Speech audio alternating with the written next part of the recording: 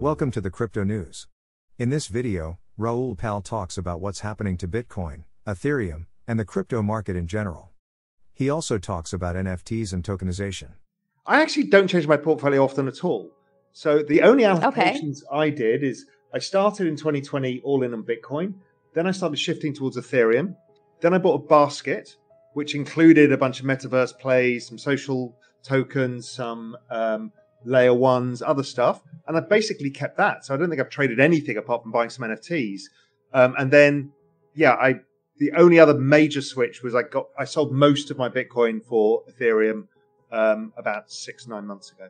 Yeah. Okay. I'm probably still 85% ETH and then 15% other stuff. I think two things happened. Firstly, price got ahead of network activity. So what happened was there wasn't a lot of new transactions in the network, i.e. the value transacted wasn't going up, and the number of new wallets or active wallets wasn't going up. So price went up and the network didn't, and it didn't stick. And the issue was inflation. So why does inflation matter? Well, because the crypto is still a retail network, right? It's really driven by retail. And if you've raised prices on people and wages don't go up as much, they've got less discretionary income. That discretionary income was the dollar cost averaging that went into crypto. And so people stopped because they had to pay their grocery bills or their rent. So that's why it just stopped. So it shows how macroeconomics influences crypto markets in ways that people don't quite yet understand. But that was the big thing that happened end of last year. So we've seen rotations within the market. So we saw people switching from ETH to layer ones, and we saw NFTs hold their value. Stuff as people are reallocating what they've got in the market, generally reallocating ETH. A lot of Bitcoin people, tend to stick with Bitcoin, but a lot of the ETH people reallocated to different parts of ETH, like NFTs particularly got a lot of attention. The balance of probabilities is that we made the low last year, we retested the low this year, and I think the low is in. But who the hell really knows, right? So, I got the back end of last year wrong like everybody else. I thought, we were going to get this run and we didn't see it. I think we've thrown a war, 8.5% inflation, the Fed raising interest rates, all at crypto. We've thrown Chinese ban. We've thrown so much at it and it didn't make a new low. Kind of usually that's a signal that the market kind of has found its bottom.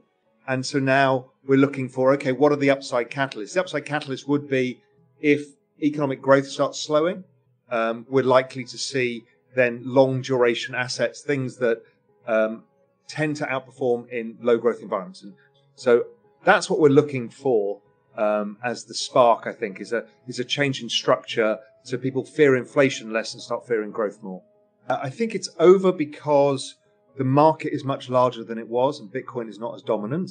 So at the margin, the 4-year cycle will have an impact, but not as large an impact. For example, the ETH 2.0 thing is going to create a potential dynamic that's different. So I think the cycles have changed. And I think, over time, these very volatile trends get less volatile. And we saw that with Amazon in its early days. It was like up and down 95%, then 65%, and then it just gets less and less and less because more people are in the network. So it's the same with crypto now. There's 600 million people, 300 million people using it now. So what's happening is the volatility dampened. So, I think the new down 85% is the new down 50, is the down 50 where we are now. So it's kind of like we've had a bear market. We've been in a bear market for a year. Could it go down 65%? Possibly. But, it's unlikely to go down 85%. People have a very recency bias and they only know what they know. And people who've been in the Bitcoin market have only been around, a network adoption model for a decade. So they've only seen a few cycles. But if you go to Facebook, Amazon, Google, they've all had these for decades and you can see how they work. And they tend to lower volatility over time. Using Bitcoin as a payment rail. Now, whether it's for, I don't think it massively helps the Bitcoin network because the use of slots on the blockchain is relatively limited in how Lightning works, but it allows it to create faster payment rails for certain things. Because look, let's face it, most people, the purpose of Bitcoin is not to buy your goods, or certainly not now. Maybe in 20 or 30 years' time, the purpose of Bitcoin right now is to hold it and as a store of value. And the last thing you want to do is buy something, some everyday grocery on it, because it doesn't make sense, because the expected future return is so high. So, but using blockchain rails and Bitcoin rails to power a payment system, I think is great. And it's a fantastic development. And the work that Jack is doing on all of this is fantastic news. But I don't think it only at the margin drives active addresses or value exchange, which are the two things that drive the value of Bitcoin itself. Well, the entire Web3 world currently transacts on Ethereum. Everything's priced in Ethereum. Everything in the metaverse is priced in Ethereum. Does that mean that stays that way? Who the hell knows? I'm no Ethereum maximalist. I don't know. But right now, that's where it is. Every NFT is basically priced in Ethereum. Some are now being priced in Solana. So we don't really know. I don't think the dollar goes away for a long, long time. The dollar is so deeply entrenched. It is the largest network of anything on Earth, pretty much. And that's hard to get rid of. But at the margin, does crypto take over more of the payment system in this digital world? For sure. And different things. I think one of the best examples of the use of Bitcoin, for example, has been what Terra has done, using it as collateral. I always said it's fantastic collateral. It's actually not great for payments. Lightning Network can solve different things of that, but really as collateral, it's fantastic. And that's what Terra have done. It's a great idea. And that we will see more of that. This is only the start of, I think, people using Bitcoin as the collateral layer. Just different things. I just don't know. I mean, we don't care. If I'm sending you £1 or $1, we don't care what network it goes on. Whether it goes on some Ethereum layer 2 or a Bitcoin layer 2, we don't really care. So I think we'll be sending money, whatever money, over all sorts of different networks. And the more interoperable this world gets, the more we don't care. You just want your money sent to you immediately.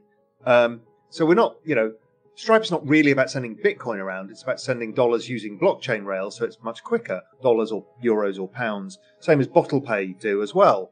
That's now owned by NYDIG. So I think that's good. And I don't think it's not a competition amongst blockchains. I think different people can offer different solutions. It's essentially creating like a stablecoin element of being able to move money around fast. And that's great. Ethereum is just not the store of value. Now, Ethereum maxis will say, well, it's going to be this ultra hard currency. I don't really care. Bitcoin is a better solution for that because of its further decentralization and security of the network. So it does a perfect job. Ethereum is not trying to be that. Ethereum is trying to be the open internet, the Web3, the new layer. So again, I think they interact together, and I think Bitcoin is this collateral base layer. Right now, it's not being used as collateral, and ETH is being used as collateral, but ETH has been used as a lot of collateral for all of DeFi, and ETH staking does that. But and Solana is just a faster, cheaper version of Ethereum, and it's less decentralized. So that's a trade-off, and that's okay too. And I don't go, oh my God, Solana, why should that exist? It's ridiculous. It exists because people want cheaper and faster, and they don't care about the maximum decentralization. Bitcoin people care about the maximum decentralization. Monero people care about the privacy. They're all different use cases. They're all just different technologies for different things, and that's okay. I just don't see why there's an argument over, well, why can't Ethereum's not Bitcoin? No, it was never supposed to be. I have bad news for you. If you're not rich by now, you're screwed. And if you're in debt, you're even double screwed. How so, you might wonder? Well, the sad truth is that you're working your whole life to make someone else rich. The mega corporations, the banks, the politicians, everyone is getting richer.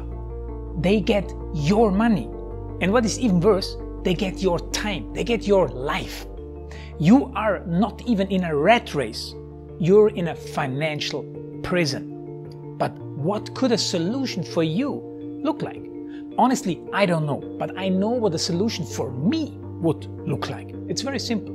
I use whatever money I have and I multiply it with 1,000. This could make my life much easier and probably yours as well. If you have $1,000 available and multiply this with 1,000, I believe that this could solve some financial issue for the one or the other. Of course, if you're ugly, you would have to multiply it with much more than 1,000. My name is Markus Dahn, and this is what I decided to do. I decided to 1000x my money. This is not a joke. I know what you may be thinking. What is this guy talking about? How should this work? This is not possible. Well, I made a detailed video where I laid out my plan. And some clever folks might even want to look at this plan and copy it and do exactly what I do. This is just a little hint on the side. You have two options. You leave, you forget what you have seen. You do whatever you're doing and you hope that somehow you get some other results. Good luck with that. Or you click the link below the video. You enter your email address because I'm not showing this to everybody. You at least watch my video on how I plan to 1000x my money. The choice is yours. Make the right choice. Join me.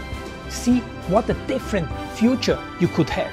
See at least how I intend, how I plan to do the 1000x. So click on the link below, enter your email address, and I see you on the other side. Your Markus Dahn.